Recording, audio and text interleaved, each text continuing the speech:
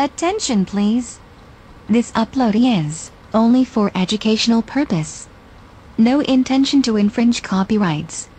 Learning English with subtitles. GPITRAL. GPITRAL. Definitely a must-see. Follow us.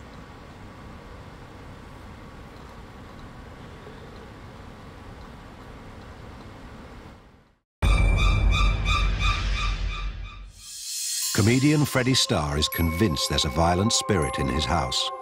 No, George. Freddie's home video. You going to speak to me tonight? I feel him. I'm going freezing. I'm cold.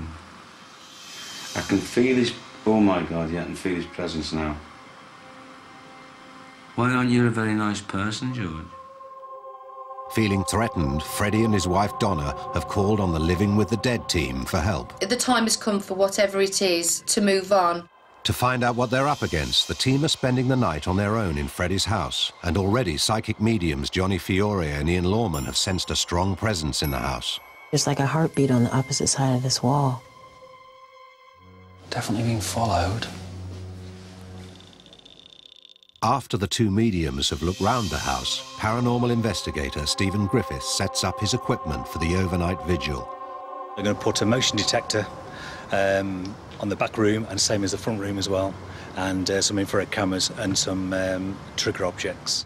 The aim of these objects is to act as bait to any spirit that's tempted to approach them. If the trigger objects move out of the boundary lines that Stephen has drawn around them, paranormal activity may be an explanation, especially as the doors to the rooms are now protected by motion detectors. Okay, it's 12 midnight, and we've decided to turn off all the lights in the kitchen and see what we can come up with. If I close my eyes and face you, I still feel drawn to that room there. Ian's being drawn to the back of the house where we've had the most activity for right now. We're all rigged up back there, so we're just going to go back there and sit and see if we can't draw anything out, okay? When they return to the living room, a surprise awaits them. 12:05 a.m. Were these right on? It was right on. They've actually moved about a mil. Yeah, these have been moved. Oh, and the candy. Yep. We double-checked that everything was in the lines as we left the room. So the cross hasn't been moved, has it? Yes, it has. Ooh. Oh my goodness. It sure has. Wow. Cool. Well, we've just come back into the end room and found out that the coins probably moved about a couple of mil, and the candy cane has been moved about a centimetre at the bottom, but the cross is moved probably about 3 to 2 centimetres across the paper. What was that? Just beyond it? Yeah. Did you hear that? Okay, while Steve was talking about the cross, the trigger objects, Johnny and I actually, there was kind of a faint noise. If there's anybody in this room with us right now, any spirit beings here present, and you can hear my voice, or see the people with us, can you make a noise, touch one of us? Okay, I'm going to hold out my hands. I'll let you touch my hand. Can you touch Johnny's hand? And my right hand is beginning to tingle. Okay. I get an image in my head of like a farmer's cart pulled by one horse. Okay. I'm getting the breeze again in. Just coming across my knees. Yeah. Not on the top, just across my knees. Right. As you said that, Johnny, I got a noise upstairs. I don't know how you feel, but I'd like to go in the room upstairs. It's quite interesting so far. We've been getting some noises, some clicks, movements of the floorboards, and very cold drafts coming in from all different rooms. Very interesting place indeed. What? Why don't I sit in front of the mirror and ask them to come through me, see if you can see any changes? What do you think? Steve? Because we don't know what we're dealing with yet. Well, it's trying to make itself known to us by moving objects. That's the whole idea, isn't it? It's move the candy, it's move the crosses, Yeah, that's move the true. coins. So it's basically saying... Yeah, I can see the mirror. Ian goes over to the tall oval mirror and sits, staring intensely into it. Johnny and Stephen watch. Johnny senses that something is taking hold of Ian. It's happening already, Ian. I can feel myself morphing. Oh my God. With your cheeks, it's like it's swelling up and your face is changing. But my face looks disfigured. It does, doesn't it? Your cheeks, under your eyes, there's a puffiness. You guys, are you feeling the temperature drop in here? It's getting a lot colder now.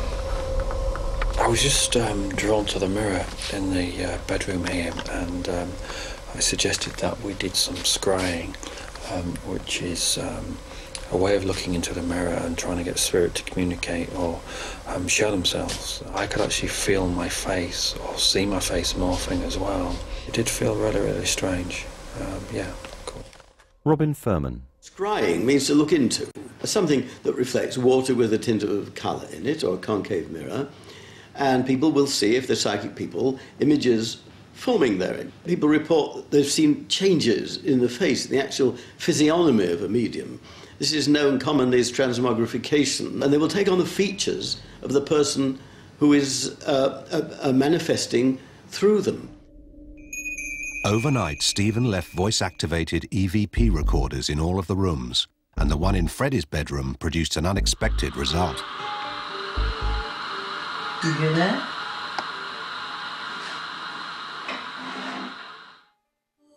Last night we stayed, did an all-night visual. I was in Freddie's room and to get some EVPs, and it was a locked-off room, and we placed this dictaphone on the bed. And as I was listening to it today, we found a recording of, I think it's a lady, saying Roger. He plays it.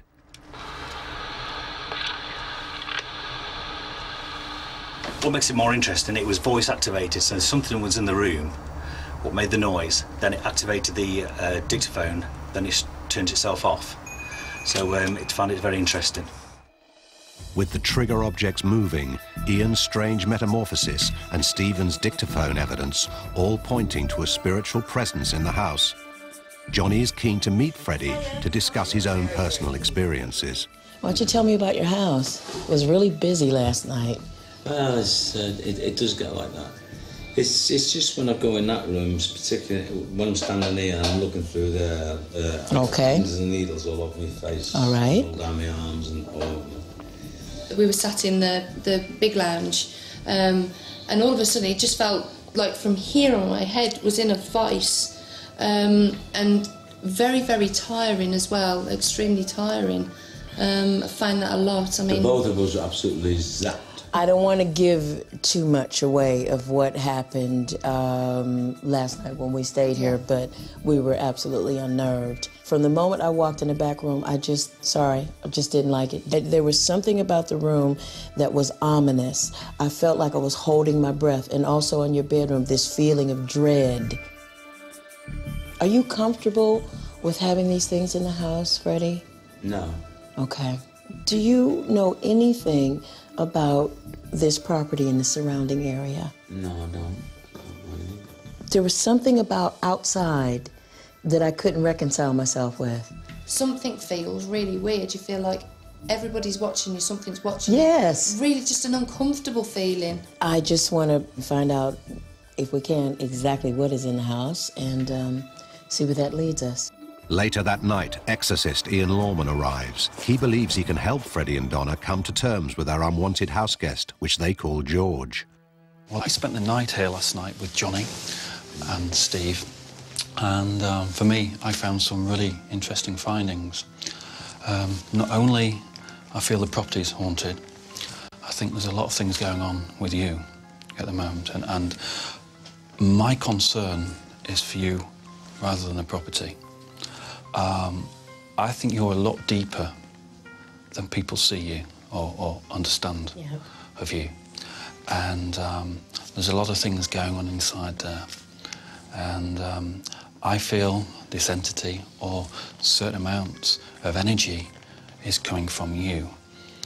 And with being in this property as well, I think it's just like you're like a sponge, you're absorbing. So everywhere you go, Freddie, the walls are just kind of coming out and talking to you. Do you understand? Yeah? A lot to take on. Freddie's grave-faced. I'd like to walk around your house with you now. And first of all, I want to try and solve the mystery to this property. And then I think we can put the pieces to the jigsaw. While Ian leads Freddie upstairs, Johnny wants to have a look outside where she previously felt a presence. Earlier, paranormal investigator Stephen set up cameras all around the house, and now he monitors them from his van. Almost immediately, Freddie starts to feel a presence. He's not on me here. He's in there, but he's over there somewhere, and I can feel him want me to go in there. Let's go in there. Yeah. You go in there. Ian and Freddie go through a doorway. Freddie looks fearful. Let me tell you something. When we was in here last night, we got some amazing readings in here. Yeah. And this, for me, was quite an active room. This room was quite a strange room because it fluctuated from good and negative. But you tell me what you're feeling now. I'll have to just walk around a little bit. No, you do that. You know. Because I think he masks himself, and so what I'm trying to do is find him instead of him finding me. Okay. So I'm going to go this way first, see if I can pick anything up. Because I know when he's about instantly. Okay. What sort of thing? Yeah, he's here. Wait a minute. He's very close to me now. And getting pins and needles in my face. Okay. And he's very close to me.